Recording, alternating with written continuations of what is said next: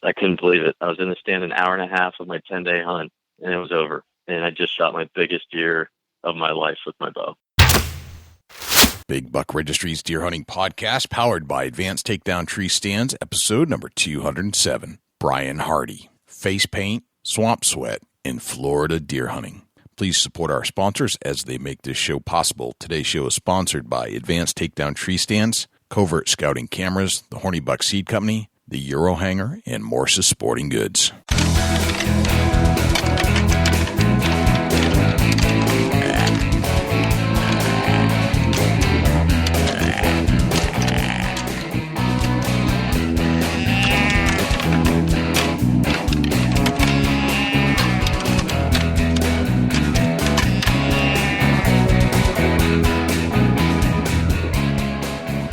Big Buck Registry is a virtual museum of hunting stories. We preserve a piece of Americana by interviewing and recording hunters about their hunts and experiences from across the country. And who knows, maybe we'll learn a thing or two along the way that'll help us take our hunt to the next level. Hey, this is Adam Hayes from Team 200 and themoonguide.com, and you're about to push play on one of my favorite podcasts, Big Buck Registry. Hey guys, this is Fred Bird with the National Wild Turkey Federation and the NWTF Strut Zone All Access podcast, and I am on my favorite deer hunting podcast, the Big Buck Registry. Jiminy Christmas, this is Roger Ragland, and you're listening to the Big Buck Registry Deer Hunting Podcast. Welcome, fellow predators, to the Big Buck Registry's Deer Hunting Podcast. Thanks for tuning in. We have another exciting episode lined up for you this week.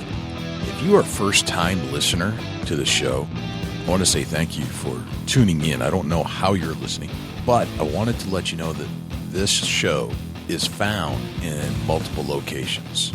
Just because you found us however you found us, there may be a better place to listen to us based off of the devices that you use. I want to run down the list so you can find us in other spots. In particular, you can find us on iTunes.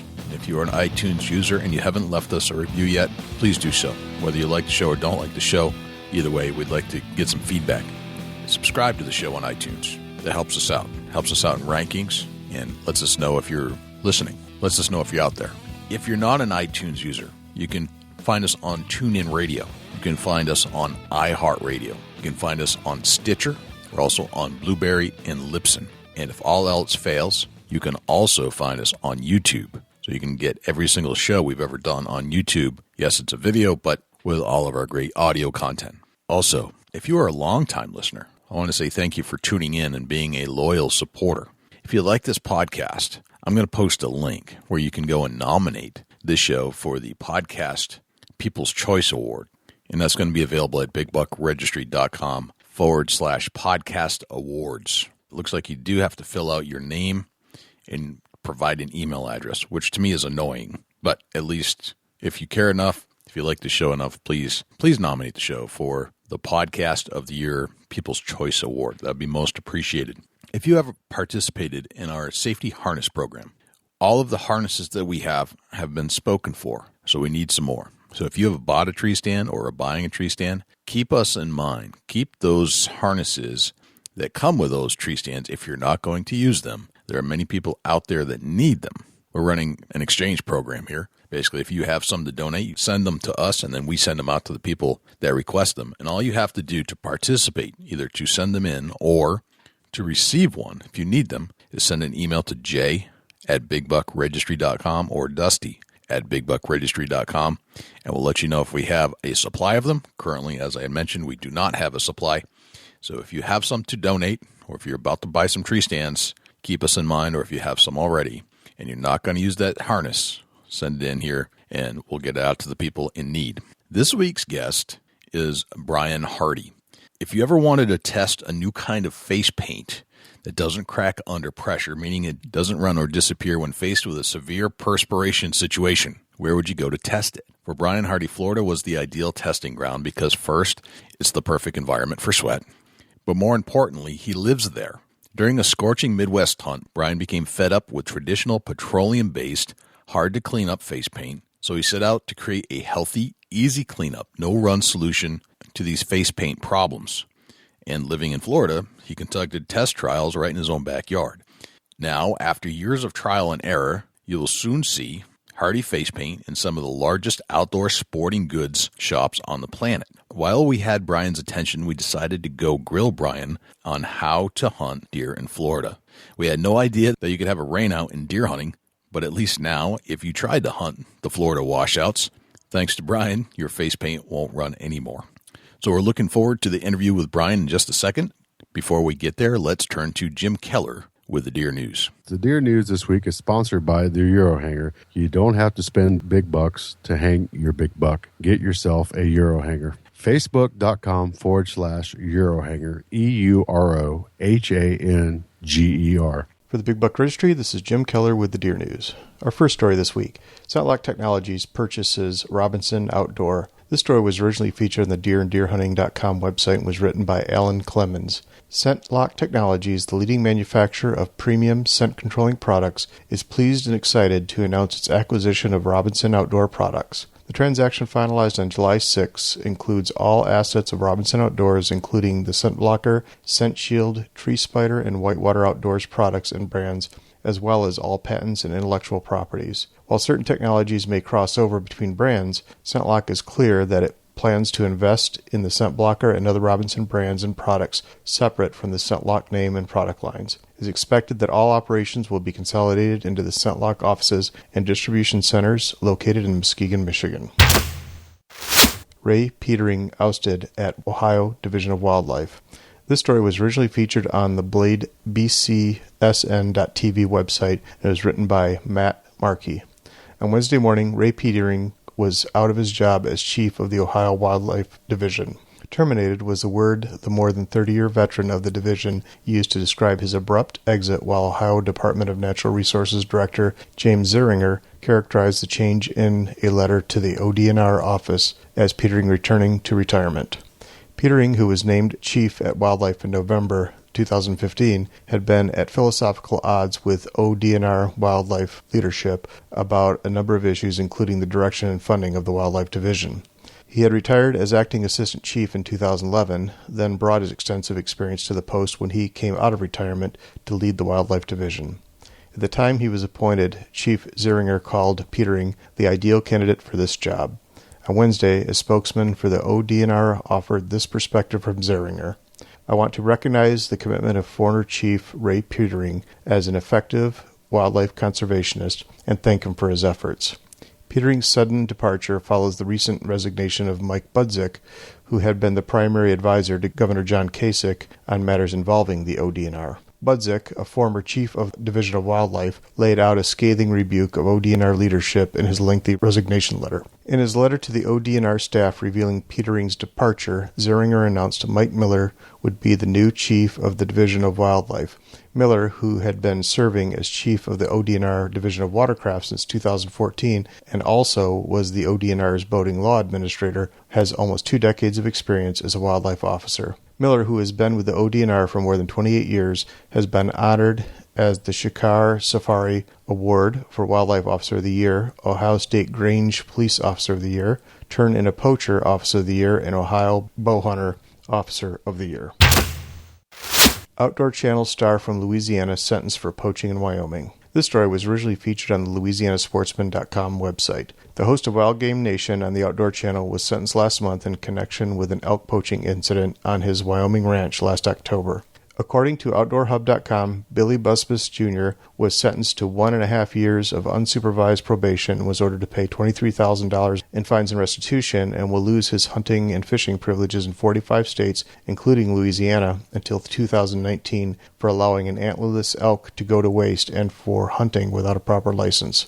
Media reports indicate the incident occurred when Busbus, who was filming a hunt for his show, accidentally shot a calf elk while attempting to harvest a large bull. Busbus of Alla, Louisiana, apparently ordered his ranch manager to drag the calf into an irrigation ditch in an attempt to conceal it, according to the Kemmerer Gazette. Busbus, who was appointed to the Louisiana Wildlife and Fisheries Commission in 1998 and served as chairman in 2004, was also cited in 2016 in Wyoming for false oath of purchasing a resident general elk license as a non-resident and for purchasing more than the authorized number of deer licenses. 4 great tips to protect your summer seedlings. This story was originally featured on the deeranddeerhunting.com website and was written by Austin Delano. Planting seedlings and raising them to become a tree can be a rewarding experience. Seasoned tree planters will tell you getting them through the heat and drought of their first summer is the biggest obstacle. The following are some tips for first summer success. Protection. First and foremost, put tree protectors or tree tubes around each and every seedling on planting day. They accelerate the growth and protect your plants from deer and other plant-destroying animals. Don't plant a tree without them. Weed control. Aggressive weeds, including grasses, will rob your seedlings of necessary moisture and nutrients. You can provide mechanical control with a hoe, or weed eater, or chemical control with a contact herbicide such as glyphosate. No matter your choice, keep at least a 3-foot radius weed-free around your prize plants during the growing season. Supplement. Like humans, plants need a quality food source to stay healthy and reach their full potential. Proper fertilization encourages a strong root system that is much more capable of utilizing available soil moisture than a stressed-out, underfed root system. Consider using manure-based organic or low-salt chemical fertilizers instead of traditional chemical fertilizers. Follow the instructions on the bag, and yes, it's okay to fertilize a tree its first year. Flowering and mass-producing trees are an integral part of quality habitat, but getting them established can be a daunting task for the beginning grower. Follow the prior steps to success will save you a ton of heartache and make you look like an old pro. For more habitat tips, visit www.gamekeeperclub.com. That concludes this week's edition of the Big Buck Registry Deer News. For links to the stories featured this week, please check our show notes at www.bigbuckregistry.com. If you have any ideas for future topics or have any questions about any of these topics, please email me at jim@bigbuckregistry.com. For the Big Buck Registry, this is Jim Keller with the Deer News. Thank you to Jim Keller with the Deer News. And without further ado, here is Brian Hardy. Brian Hardy, welcome to the Big Buck Registry's Deer Hunting Podcast. How are you, my friend? Good. Thank you for having me. It's like to have you, man. You're down in Florida. Yes, I am. Born and raised. Haven't left. What's going on in Florida these days? It's hot. Mosquitoes are a state bird, and there's plenty of them. Growing up, I always wondered why my friends would go to Florida in the summertime. It just didn't make any sense to me. They'd leave New Hampshire and head down there, and I'm like, it's plenty warm enough in New Hampshire. Why do you need to go to Florida where it's hotter? Right. I would go in the springtime. You're a lot smarter than most, man. Because it is very, very hot down here in the summertime. I always thought that was the case, but I was never going to inspect it for myself. Just right. Logical. So you actually grew up in Florida? Well, I can tell you 35 years ago, it definitely wasn't as busy. I'm from a small town here in Jupiter, Florida, near West Palm Beach. And now, from what I was told the other day, it's one of the fastest growing small towns in the nation. Really? It's just absolutely blowing up. Its population, I mean, they can't really build much more, but what a great town to live in, be from. And we have crystal clear water if you're a fisherman in the summertime. So that's what a lot of people come down here to do, is go offshore fishing. We got some great fishing and the beaches. So there's a lot of things to do down here, that's for sure. Is the draw the beachfront? Is that, and the fishing, is that the kind of the call? Yeah, and we have a lot going on for us. We have the Keys to the south of us. Just where I'm located, we have Lake Okeechobee to the west of us, an hour away, which has some of the best bass fishing you can do. Right. Also, just to the south of us, only about 15 minutes, the peacock bass have actually worked their way a little north to where people can come down here and catch peacock bass. Oh, wow. Which most places you can't do. So, I mean, for an outdoorsman, it's a pretty good state. But as far as deer hunting, you're not going to shoot the large deer like they do out in Kansas and out in the Midwest. But you can have, if you put your time in and hunt these cypress swamps, you can kill a nice Florida buck. Okay. All right. I definitely want to get into your techniques and strategies in just a bit about how to go about that. We've never really explored Florida hunting, but it's come up before. We have certainly had pictures of bucks sent into the page that are from Florida, and some of them are pretty good looking bucks. I mean, they always seem to be healthy, but some of them are unusually large, not something that you would expect to come out of Florida typically. As the northern deer, and especially the Midwest deer, are big racked and big bodied. You don't expect that out of Florida. You expect smaller bodies, smaller racks, but some of these racks are pretty impressive. Yeah, and typically they are a little bit smaller. I think the Florida Registry, it has to hit the 120-inch mark. Right. But I mean, for Florida, that's a giant deer. Right. So, and with all the QDM that's going on, the deer are starting to get bigger, these management areas, because believe it or not, state of Florida, you're allowed 1 buck a day. So they're really cracking down on that and putting point restrictions to where it's got to at least have 3 points on one side. So you're starting to see some bigger deer. Even where I grew up, never saw a deer ever where I grew up, out in the woods in Jupiter Farms. And now I work for the fire department. Just yesterday, I saw a beautiful 8-point standing on the other side of this flag pond, which you just never saw, even 10 years ago. Right. So something good is happening in Florida relative to the deer population. So it's a buck a day, huh? That's what it is. I don't know if they changed that for the private land, but it's crazy.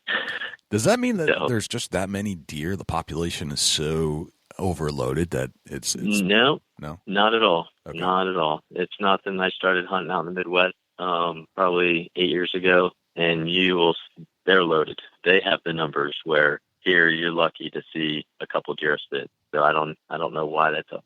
It's been like that for a long time. So okay, it's going to change, I'm sure, because most of the private lands are all being bought up. I'll have to put a asterisk on that then. I'll have to pin that and come back to that topic at some future show. I need to investigate why that's the case. Very interesting. So growing up in Florida, obviously you were exposed to hunting of some sort. Did you have any influences growing up? Were there any people in your life that taught you how to hunt or showed you the ways of the woods or the swamps in this case, I guess?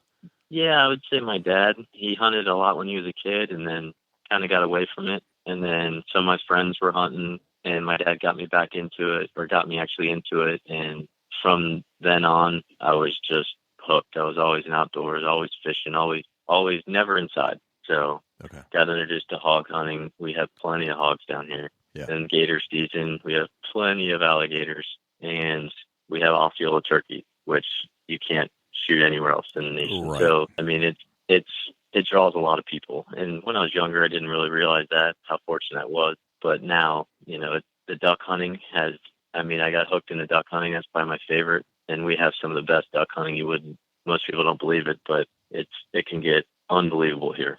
And we're the last ones by the time they migrate all the way south. You think they would know what a decoy looks like by now, or a duck call, and they do. Right. But still, it's a lot of fun. They're just not that smart. It can be hit or miss, that's for sure. Right. I think they learn, like any creature, to be aware of what harm is and what is not. Absolutely. It's a on-off switch. It's not like they're trying to sit there and think about what exactly is going on. It's just fight or flight. It is or is not. Exactly.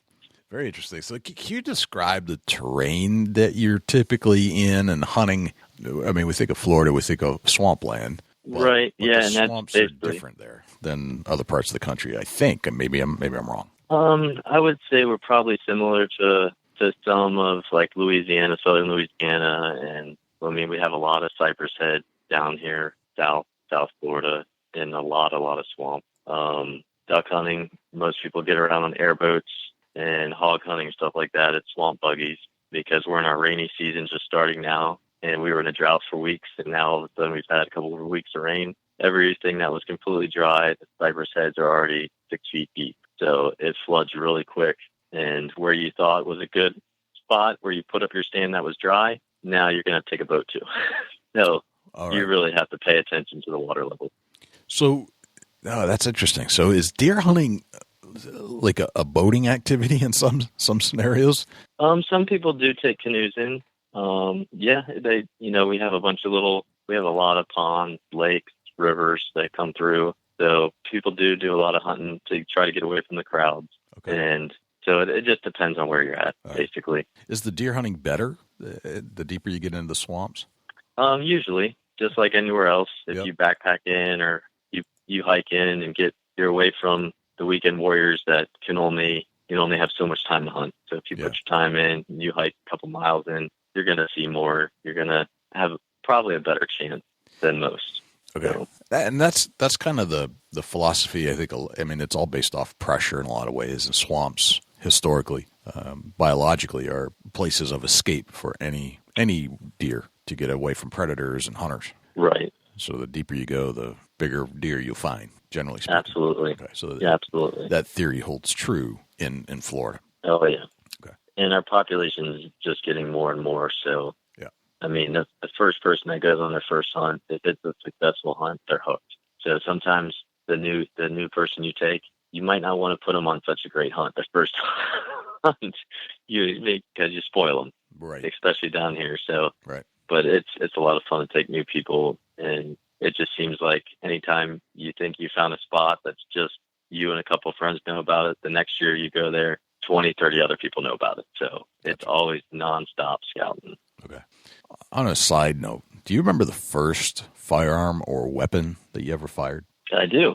I got on I believe it was my 15th birthday, I got a Remington 870 pump, and I shot that pump for probably 5 years, and I wish it had a counter on it, how many shells I went through that gun. Because once I got good with it, that was my baby. Right.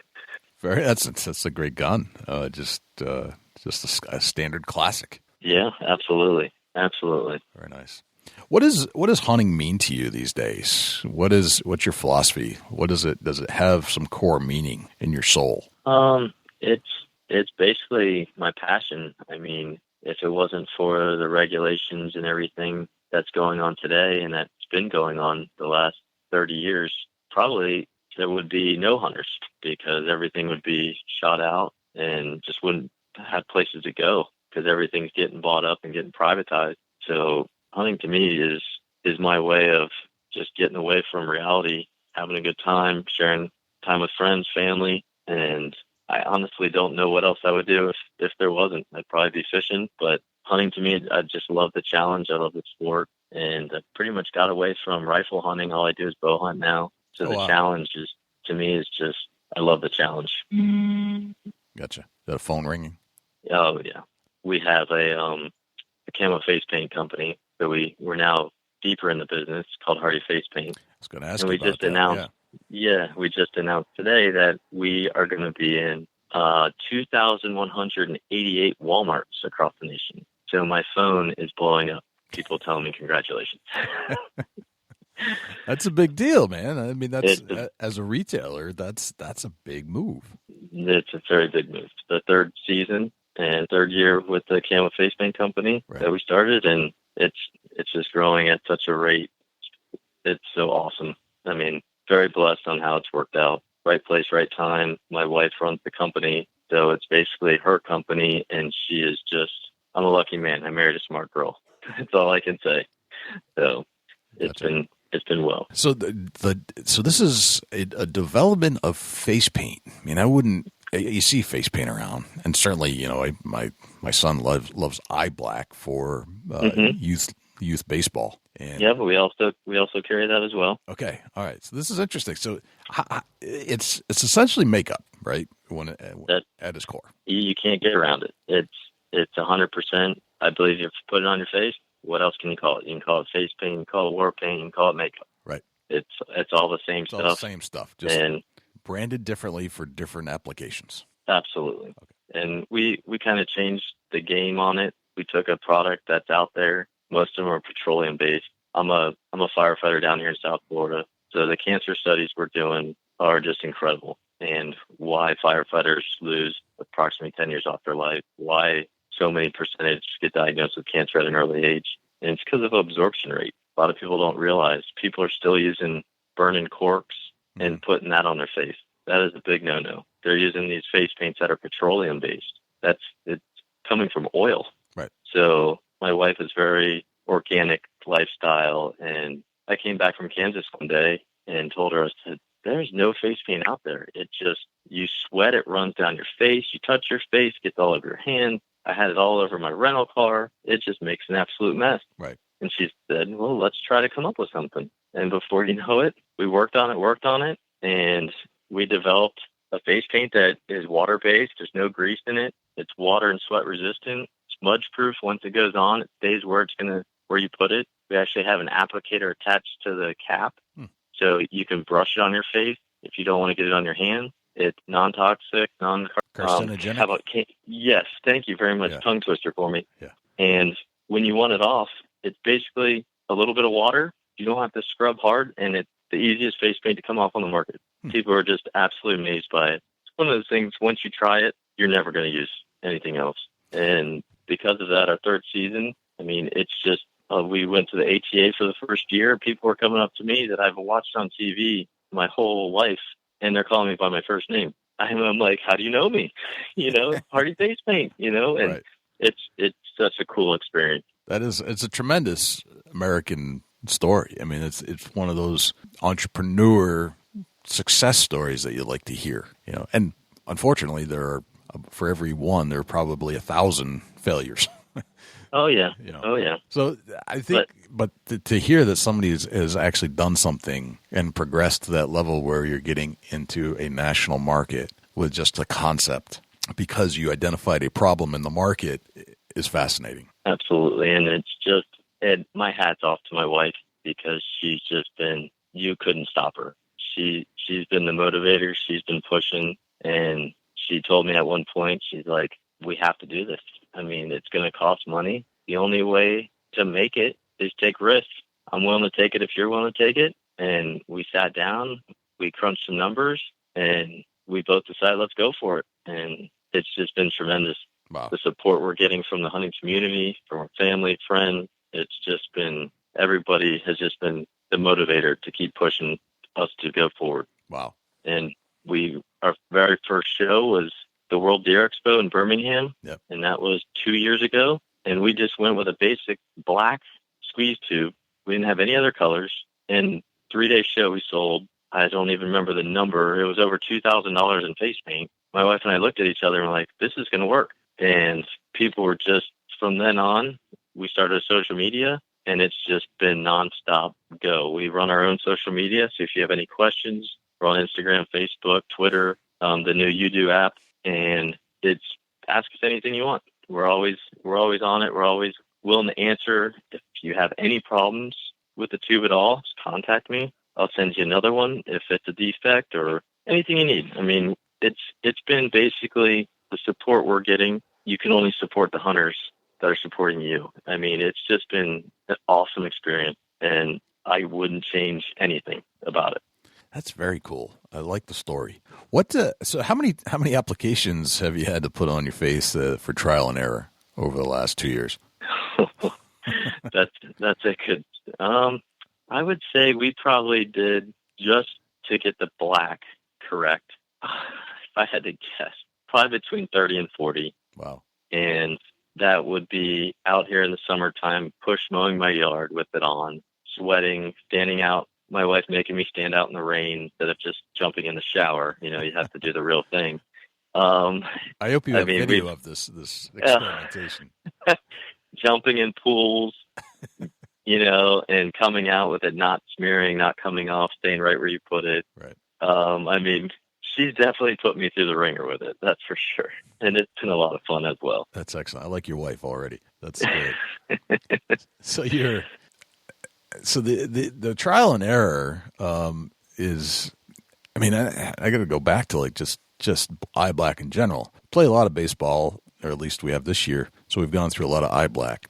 It's not easy to get off. I mean, the way we get it off, if we get some coconut oil and then that kind of cleans it, and then you can go through the shower after that. But that stuff is tough to get off. Yeah. We've heard it all. Formula. Okay. Oh yeah, absolutely. Absolutely. Ours, I'll definitely send you some. And I mean, we guarantee if you don't like our product, send it back. Okay. There's nothing like it. And we've had our first show we sold to NFL players, to Major League Baseball players. We didn't even know who they were. And they're like, I'm going to wear this in my baseball game next week in Atlanta. And I'm like, who was that guy? And everybody's like, you don't know who that was? And I mean, it's been unbelievable. The reviews. I mean, people just nonstop sending us reviews. Hey, thank you for such a great product. And the only thing we do have in our product, which we warn everybody, is we have such a small percentage of latex in it. If you are allergic to latex, test it on the inside of your arm. It's the most sensitive spot.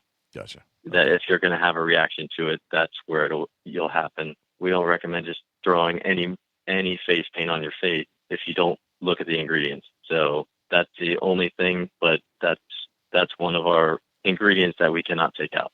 Gotcha. That's what makes our face paint. And we warn everybody, but we've had very, very minimal. We've had people saying their kids are so allergic to everything that, they can't put anything on their face. Okay. So please try on your arm. And then they call us back or email us, man, this is great. They're having so much fun that they had no reactions with your face paint. And that's because my wife has sat down and gone through and done her research on every single ingredient to make sure that it's non-irritating. It's the best of the best. Right. And it doesn't clog your pores. It doesn't make your face break out. So people are just going nuts over it. Very, very cool. So you're a face paint guy. Do you have, how many different colors are available, and how do you use the stuff? I mean, I just assume that you just throw it on your face, but you must have some different strategies or techniques, even when it comes to face paint, about how to design the proper pattern to break up your face. I don't think there's really a necessary pattern. Okay. As long as you can break up the outline, that's your number one goal. And with our wand applicator in it now, because you can do such detailed designs with it, people are having a lot of fun with it. If you go on our social media pages, like Instagram, for example, you will see thousands of pictures people have sent us or tagged us in where they're just having fun. Gotcha. Everybody has their own unique design, and it just gets you away from the face mask. Right. And that's how I came up with the idea. I was bow hunting in Kansas. My buddies were wearing face paint. I was not. And they said, I was new to bow hunting. They said, there's so much that can go wrong bow hunting. A face mask is eventually going to block your shot or mess you up. Why have one more thing you have to worry about when you draw back your bow? And didn't listen to them. Probably should have. And thank God it was just a doe. I was trying to fill my tag with a doe. I drew back. Face mask got right in the way of my peep sight. I couldn't move it. She saw me. She blew. She ran. So I'm 100% honest. I come back, tell the guys what happened. They all laugh. They handed me their face paint. And after wearing their face paint, I was like, there's got to be a better way. I'm going to the restaurant with my face blood red because I've been trying to scrub it off for the last 30 minutes on the way there. Right. Or finally just give up and show up at the restaurant with face paint on. Right. So, and that's where it started. That's, I can see how you kind of said that there's a problem here and I need to fix it. Right. You're not the first person to say that they don't like face masks. I have a friend, Bob, down in North Carolina who doesn't like face masks either, so he's constantly doing the face paint, but it sticks. Mm-hmm. It stays on. Mm-hmm. How many different colors are available? Right now we have the 3-pack, which is a green, a brown, and a black, and we're working on possibly 3 new colors before hunting season really gets going. Is our goal to kind of launch it. You'll be the first to hear. We're going to be coming out with a white. We have a bunch of snow goose hunters that have been asking for a white, and because they're dressed all in white, and same thing, they don't want to wear face masks anymore. And then we've had enough people wanting a gray, so we're going to come out with a gray. And then also for breast cancer awareness in the women, we're going to be launching a pink for October for breast cancer awareness month. All right, very good. So, and then we'll be donating some of the proceeds. We have a couple different breast cancer big programs down here in South Florida. So we'll be donating some of that to them. And just kind of, we wouldn't be here without the help from others.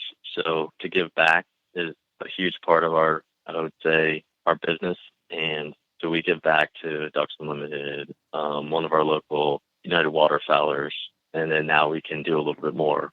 Nice. That's very cool. It's nice to have a outreach to give back as well. And I think a lot of people there are plenty of companies that do that, but then I think a lot of people get lost in it. And there's always, I feel like, in my own opinion, if you can help others, why wouldn't you? Right. That's why I became a fireman. That's why a lot of people do what they do for jobs every day. Just the satisfaction of you knowing you helped somebody else out is amazing. Right. Very nice. Very cool. Well, I'm very curious to see how these colors progress. And pink, of course, as we've learned talking to many a doctorate of the whitetail, pink is not an alarming color to a whitetail deer by any means. Blue. That is correct. Blue, on the other hand, may be a color you want to stay away from. Right. And we're now getting very good relationships with some of these big companies, and without leaking out anything, or one particular camo company, they've looked into pink to where now there's some states, I believe, instead of wearing blaze orange, you can wear blaze pink. Very cool. So you're going to start seeing the transition. The women in the outdoors is on a rise. You're not stopping them. It's all you can do is embrace it, and it's unbelievable to watch. My number one, I guess, satisfaction is taking a kid hunting. Right. But now to teach a woman or young lady, even an older lady that just wants to learn, it's awesome. Now it's for everybody. It's not just a male dominant sport. You're seeing everybody now. Families, full families, everybody's hunting. And to me, that's what it's all about. Right. So it's super cool to see. I taking a kid hunting is obviously, a fantastic experience because you get to see their eyes light up, and it's a brand new, fresh experience that they're not even aware of. They're just learning. But I also see this, and I've seen a larger group of adult people coming through who always wanted to try it, never did as a kid, and they're just as excited as the kids. It's a absolutely fascinating experience, and I've mentored a couple people along the way over the last few years through our mentorship program, and now they have gone all in, and they truly enjoy the experience of being a hunter where they weren't hunters before, and these are 40-somethings. Right. Fascinating experience. All right, let's talk a little bit more about hunting in Florida. Okay. You've hunted other states. How is Florida deer hunting different than hunting other states? Well, I would say, one, as much of a crazy person I am with scent control, when you're hunting down here, there's no stopping you from sweating. Right. It's, our archery season is coming up in a couple weeks, and it is mid-90s. You're walking miles. A lot of it's, the management areas, you're walking only, no four-wheelers, and you can't drive in. So you have to be a dedicated hunter to hunt South Florida. Everything's flat. There's no hills. There's even most places below sea level because it's just all cypress swamps. And scent control, I basically wear a full bug tamer, as many thermocells that are working at the time. Right. And, I put in a lot of time. You have to, these management areas change so much because they do a lot of controlled burning down here because the trees, the weeds, it just grows so fast. And what might be a good spot one year is completely different the next year. And that includes the water level. So it always happens for archery season. I'll go put my stand. We'll get a tropical storm or a hurricane. We get 10 inches of rain, and you're not getting to your stand. So you have to change. You have to have a plan A, B, C, D, go all the way through the alphabet, basically. So right, because of flooding. Yes. Mm-hmm. Wow, that's a different scenario than the rest of the country for sure. Right. What? How do you scout? How do you decide where to hunt? Well, with technology now, it makes it obviously a lot easier. Google Earth is one of my go-tos. I try to see where cypress heads kind of funnel in together, where if you basically in Florida, you're looking for pine trees. Pine trees mean high ground. Okay. If you can find a row of pines that are coming through a cypress head, chances are it's going to be a travel corridor. The deer, they have no choice but to walk through water. But if they can walk through ankle-deep water opposed to neck-deep water, obviously they're going to go through the ankle-deep water. Right. So that's basically how I get a head start on things, and then talk to your friends who have been previous experiences, where they've been, and you kind of just, like anywhere else, you work out a game plan, and then you have to go walk it. There's no just throwing a stand up and hoping you kill something or hoping you see something, because chances are you're not going to. And the further you go, the better off you are, obviously, because, the older gentlemen, the elderly guys, they can't walk or they don't want to walk as far. So it pays to be a little young and stay in shape, but the hours on your feet are where it's at. Okay. Tree stands? Is that your preferred method? Yep, mostly climbers. Okay. We have straight pine trees, whereas the Midwest, you're not getting in a climber. Everything has a turn in it. Right. So, but throw a climber and go. Sometimes while you're scouting, stash a climber somewhere in the woods in an area where do you have option B, or if you have maybe a lock on, put it somewhere. Kind of, unfortunately, just like everywhere, you have to put a lock on things now, where before you never had a problem, nobody messed with your stand. But now, today's world, I don't know why it's changed so much, but if you don't lock your stuff up, it's your own fault, basically, because you're going to go there in the morning and it might not be there. It might be someone else's spot, and they just took it down and hid it from you. Right. It's a shame, but same thing with trail cameras. When I'm hunting public lands, I'll climb up in a tree and angle it down. Most people aren't looking up when they're walking. So you kind of have to, when you get pictures of your deer and stuff, you're not getting the head-on shot. You're getting the above the aerial look at them, which it's really benefited. I haven't had to worry about my trail cameras being stolen or coming up missing. So just different little tips when you're hunting public land that can help a lot of people and reduce some of the aggravation. Right. Very interesting. So your scent control, especially early season, kind of got to just throw that out the window. You hunt the wind. That's the only way you can do it, and you can't plan for everything. I mean, Mother Nature, if it says it's a west wind all day, and you get in that stand and it's an east wind, just like out in the Midwest, you're not going to fool a deer's nose. You better move. There's no sense in sitting somewhere where the wind's blowing where you think the deer are going to be coming from. Okay. Because you're just wasting your time. Okay. And down here for the public land hunt, most hunts are only a 3-day hunt. So you have Friday, Saturday, Sunday. It rains a lot. Right. So of one of those days, 2 of those days might be a complete washout. So you want to take full advantage of that one good day of hunting. So just have to definitely watch the weather, pay attention, use your powders, whatever you do for your wind. And if you don't, you're going to be disappointed. Gotcha. Okay. Very interesting. Your seasons, what are the seasons like for deer hunting itself? Sounds like it starts early, and how long does it go? I believe it goes all the way through into December, but don't quote me on that. But the crazy part about it is your temperature change doesn't really change much. So there's no rhyme or reason really why the rut would kick off here one day opposed to the other. Whereas out in the Midwest, you get a 30-degree temperature change, and the first cold front of the year, it sparks them up a little bit. Right. Here, it might get down to the 80s, and you're thinking, oh, it dropped 10 degrees, but nothing happened. So that part of it, I haven't really figured out as much. They just changed the dates last year, and I didn't hunt Florida last year. We were so busy with the business. So I want to say it starts the end of August, beginning of September, right around there. Okay. So that would be bow season, and we have 3 different zones. So South Florida starts first, then Central Florida, then Northern Florida. Okay. Lots of hunting to do, and sounds like it's a long season. It is very long. Very interesting. Which is good. Yep. Any other challenges that you can think of that's different in Florida compared to the rest of the world? Sounds like the mosquitoes are pretty rugged. Mosquitoes are really bad, and hydrate. You have to hydrate. Okay.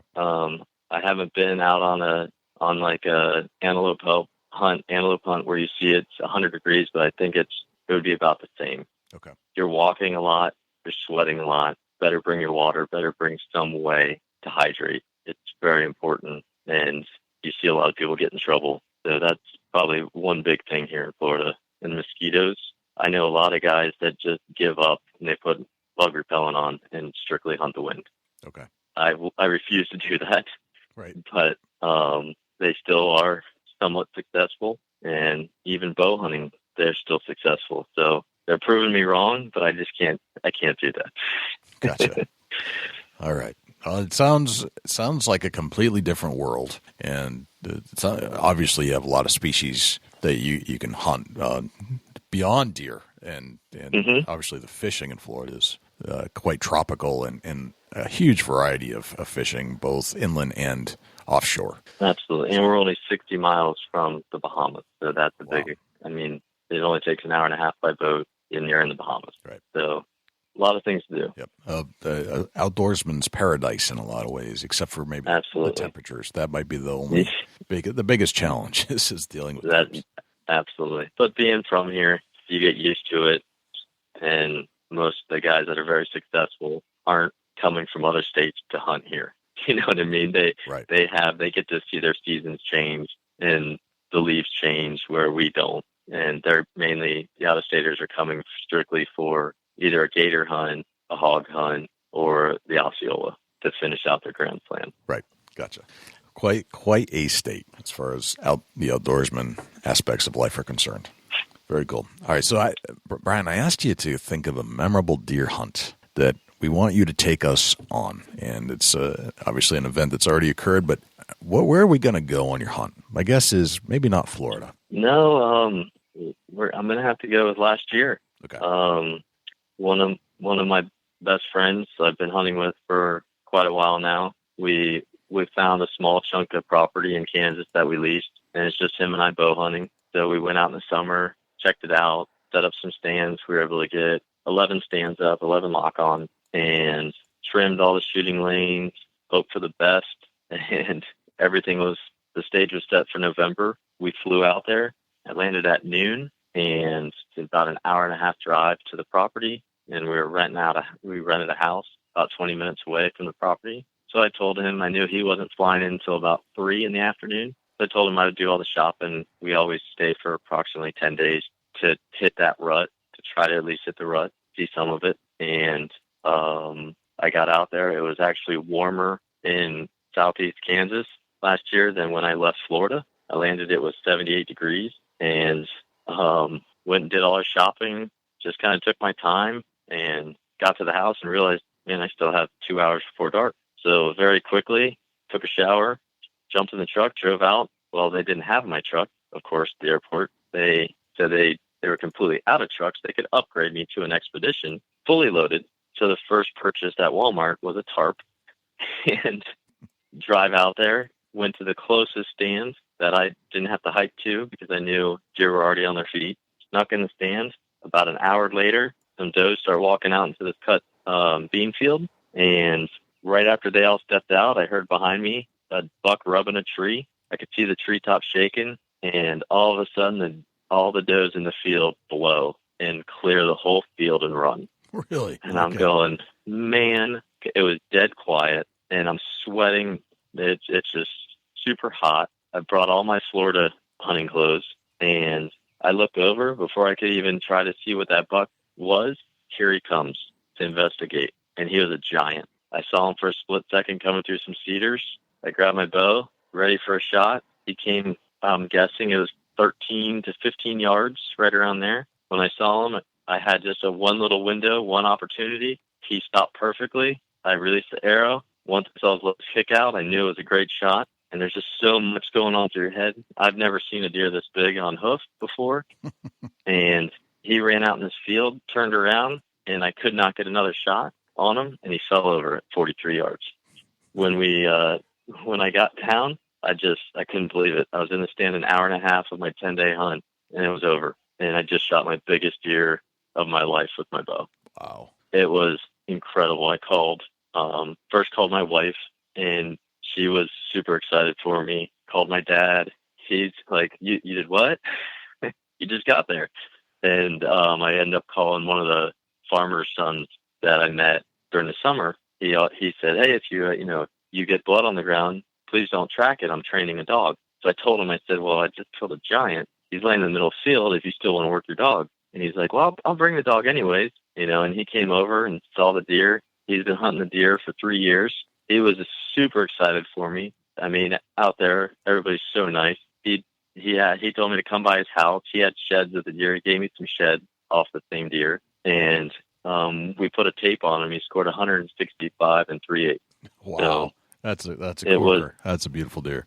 My friend landed at 3:30. So by the time he got his bag and everything, he was on the road. I was already on the ground taking pictures with my deer, and he's texting me, "What'd you see?" And I just called him. He's like, "What are you doing? Did you not go out?" I just killed the biggest deer in my life. Yeah, right. I said, "I'm sending you a picture now." Right. And he was like, he did. It was just, if it was that easy, everybody would do it. So it was pretty awesome. A hunt I'll never forget. Right. That's awesome, man. What a great hunt. A little different than Florida, huh? Oh yeah. Yeah. Oh yeah. So in Florida, if you see a couple deer a sit, it's a good sit. In Kansas, if you see 30 deer a sit, that's a good sit. Right. So right. that's the draw. That's what's drawn a lot of hunters out to the Midwest. Is there's more things to watch than just squirrels barking at you, especially down here in Florida. Very cool, man. That's a great hunt. Very, very nice. All right, now I have 10 rapid-fire questions for you, Brian. All right. I haven't prepped you for these, and it's just more or less a personality thing. So if you're ready, I'm ready. Go ahead. All right. What's your number one hunting tip of all time? Hunting tip of all time is pay attention to your wind. Excellent. And I can see that coming from Florida, but that applies everywhere. No question. Everywhere. And always has and always will. Right. We all have these things, and I think maybe I already know the answer to this for you in particular. We all have these things that we like to bring into the woods with us. Maybe it's a good luck charm, or maybe it's actually something effective, makes us better hunters. And it drives us insane if we leave it at home or in the truck. What's that one thing for you? Well, my one thing now, because of my business, would be my Hardy face paint. That's what I figured you'd say. But also on that, I always, and I think it's just superstitious, whatever, it works for me. I always cut cedar limbs, and I strap them to my backpack, and I take a cedar limb and I brush my whole self down. I brush everything down from top to bottom, my boots, and I just think mentally, whatever human sin I still have left on me, that cedar kind of masks it a little bit, especially out in the Midwest where you have cedar trees because it's such a strong smelling tree. Yep. And I've been known, I will not tell my buddy this, but I've been known to get out of the stand, cut a cedar real quick, and jump back in the stand, and just because I just forgot to do it. So it's just one of those things, once you get into a system, if you skip a step, it kind of messes you up, and you have to complete that step, or you just don't feel like it's going to happen, I guess. Right. Okay. I can see that. I mean, cedar is obviously a good cover, and it's a very aromatic wood, so I can certainly see how that would be effective. And I love cedar. Cedar's great. If it's around you, obviously, it's a great cover. Right. Mm-hmm. Very cool. Okay. What's your biggest pet peeve in life? My biggest pet peeve in life, I would have to say the lack of respect. Okay. That's a good one. I just can't handle that. When somebody disrespects someone else, it irks me, whether it's just someone's opinion. I mean, it could be that could apply to anything. Respect to me, it's just been ingrained in me since I was a child. You open the door for people. If you're on a bus or sitting somewhere and you see an elderly person, you offer them your seat. It's going away. And I wish there was a way that it could be somehow brought back, because you're just not seeing it as much. Gotcha. Okay. How old are you today? I'm 35. 35. I'll be 36 in August. Okay. Knowing what you know today, what would you tell the 17-year-old Brian Hardy? I would tell him, write your dreams and your goals down so you can stare at them every day and understand it's not given to you. It's going to take a lot of hard work to get there. And as long as you can figure out the steps to achieve those goals or dreams, just start one at a time until you get there. And once you get there, it'll be the best feeling that you're ever going to feel, knowing that you did it yourself, that nobody did it for you. It's like buying your first car or your first truck on your own without your parents helping you, without anything. It's just that satisfaction that you did it on your own. Right. That's probably what I would tell them. Very cool. That's a lot of good advice to tell somebody that's younger. All right, let's see. You're at a hunting convention somewhere in the world, and a stranger comes up to you in the hotel lobby and asks you what you do for a living. What do you tell them? For a living, I'm a full-time fireman. I'm a captain for the fire department. I've been doing it for 14 years now. Mm-hmm. And if they ask why I was there, I would tell them that I own, with my wife, Hardy Face Paint, and explain to them what that is. Right. Very cool. All right. What did you have for breakfast this morning? For breakfast this morning? Well, I just got off shift. Yep. I had a late call, and I haven't ate anything yet. Okay. We have a 3-month-old baby, and she's our number one priority right now. Right. All right. So you might get a luncheon somewhere later on. Right. Hopefully. All right. All right. So you get your own billboard on the side of a highway, and it's a blank canvas. You can put anything you want on it. What would it say? Right now, would probably say something along the lines of how proud I am to be married to my wife, and surprise her with that. All right. Very cool. Very romantic. I like it. All right. If I say the word successful to you, who's the first person that pops into your head and why? That's a good one. The first person that comes in, this could cause all kinds of people to send feeds in for you, would probably be Donald Trump. Right. So he just won the election. The guy's a billionaire. He didn't get that way by not being successful. Right. So I'll just leave it at that.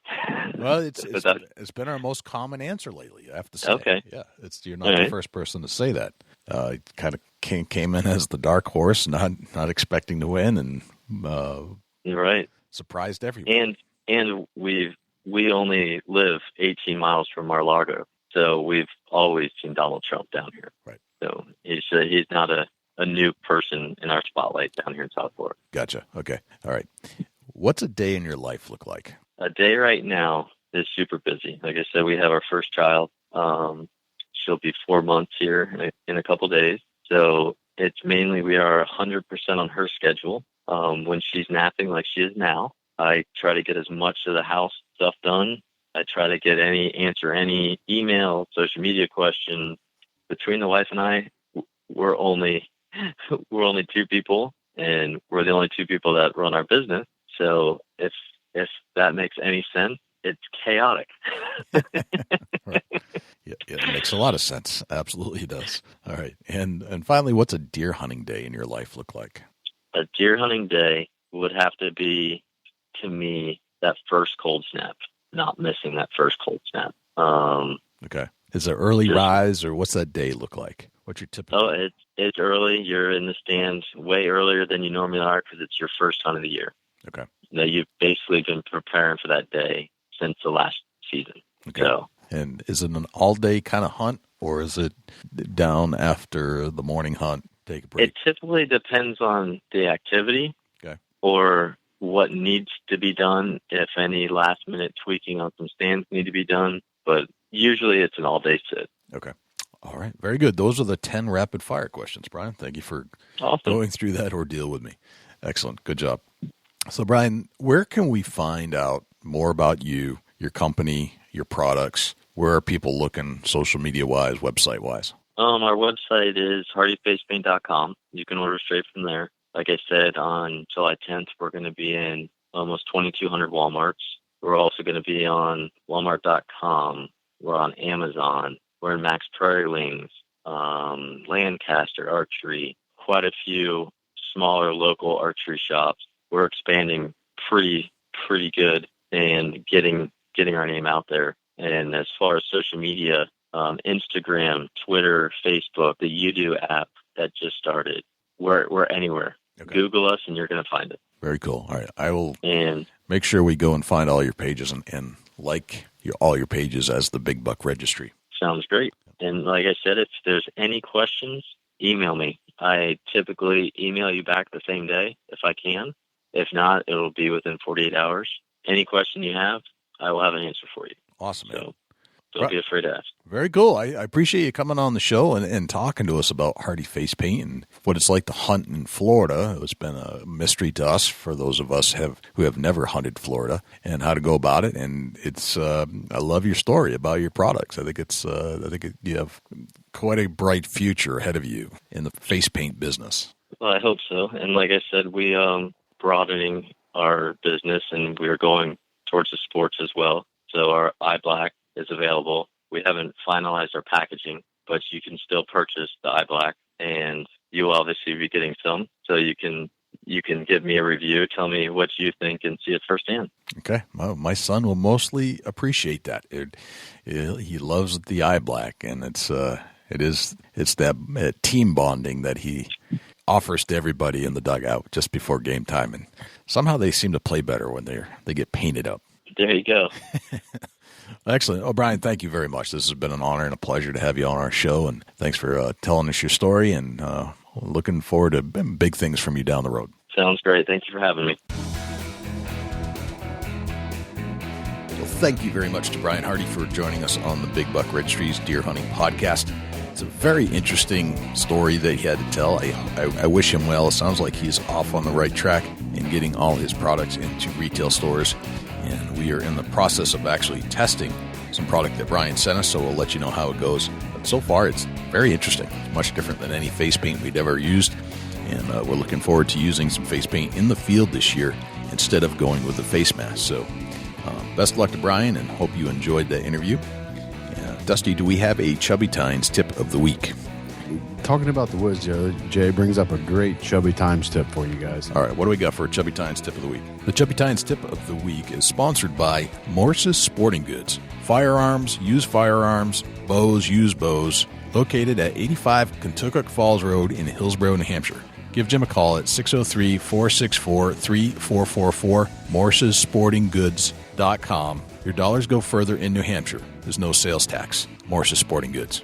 Talking about being in the woods, Jay, that brings up a great Chubby Times tip of the week. A lot of people say that, I got a little bit of an issue with my back. I can't walk real far. Or I've had this leg injury for many years, and it's finally got me to the point where I can't walk way back in the woods like I used to kill them big bucks. So, if you really want to kill a big buck and you really or got the drive to go hunting, but maybe you got a disability or you got an issue that won't allow you to travel way back deep in the woods like you think you would need to be, if you can get somewhere that's either a road crossing or a bedding area is close by, you can kill a nice mature buck out by the road. You don't have to go super deep back in the woods. Now, I'm speaking from experience. I've got literally a 5-acre patch that's a deer cross through, and I know for a fact that this year I will have at least 190 plus inch Ohio whitetail passing right down this little patch of woods. And probably my farthest away from the road I can get is 150 yards.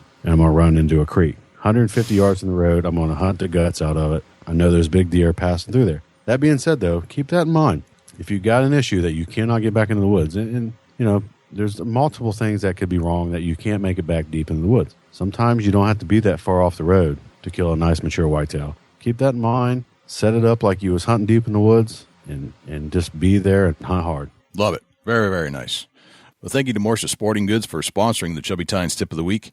And I'd also like to say thank you to all of our sponsors. Without them, this show is not possible.